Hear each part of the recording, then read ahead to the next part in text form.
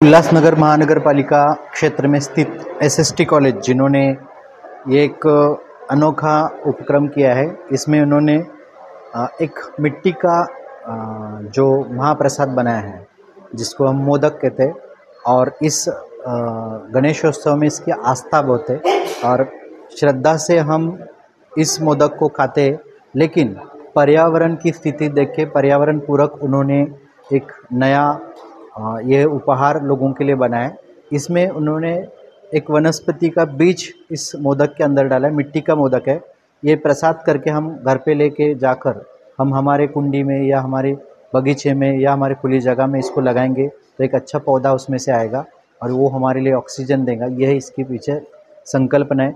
मैं इस जो अनोखी योजना है, इसकी जो शुरुआत एसएसटी कॉलेज के जो एनएसएस के विद्यार्थी और उनके जो प्रेरक हैं, उनके जो संयोजक हैं, इनका बिल्कुल मनपूर्वक अभिनंदन करता हूँ।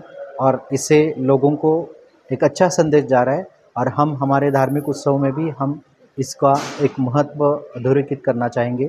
तो ये कॉलेज की पहल को मैं बिल्कुल महानगर पालिका की तरफ से इनको एक अच्छा अभिनंदन करता हूँ और उनको ऐसे अन्य उपक्रम करने के लिए भी शुभेच्छा देता हूँ। सर, यहाँ इस बॉक्स पर एक बारकोड लगाया गया है, वो बारकोड क्या दर्शाता है? ये बारकोड को अगर स्कैन करेंगे, क्यूआर कोड है ये क्यूआर कोड को अगर स्कैन करेंगे तो इसमें जो बीज डाला हुआ है वो किस वनस्पति का है, उसका प्रकार क्या है, उसका साइंटिफिक नाम क्या है और इसका उपयोग क्या है, इसके बारे में जानकारी देने वाली वेबसाइट खुलेगी।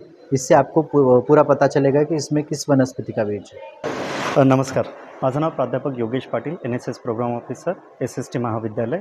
आमच्या कॉलेजचे प्राध्यापक तसेच प्राचार्य doctor JC Puruswani sir, IQAC coordinator Khushbu Puruswani madam यांच्या संकल्पनेतून, तसेच डिस्ट्रिक्ट कोऑर्डिनेटर आणि NSS programme officer vice principal Shri Jeevan Vichare या तिघांच्या संकल्पनेतून हा एक नवीन उपक्रम आम्ही इथे राबवतो आहे NSS युनिटच्या अंडर, ज्याच्यामध्ये तुम्ही पाहत असाल की एक मातीचा मोदक, जो गणपती बाप्पाला सर्वात प्रिय असतो तो मोदक, पण आता जो पर्यावरणाचा ऱ्हास होत चालला आहे, तर पर्यावरण संवर्धनासाठी आम्ही एक पाऊल पुढे येऊन पहल करत आहोत की ज्याच्यामध्ये हा मोदक जर तुम्ही तुमच्या घरी, तुमच्या बागेमध्ये जसं साहेबांनी सांगितलं तसं जर तुम्ही लावला तर त्यातून येणारे ह्यात वेगवेगळे घरात उपयोगात येणारे वनस्पती, जसं की वांगी, किचन गार्डनमध्ये जे म्हणतो, घरात येणारे वांगी, टमाटे, मिरच्या, पालक असे बीज, वनस्पतींचे बीज आहे याच्यामध्ये लावलेले, जे आपण घरी लावले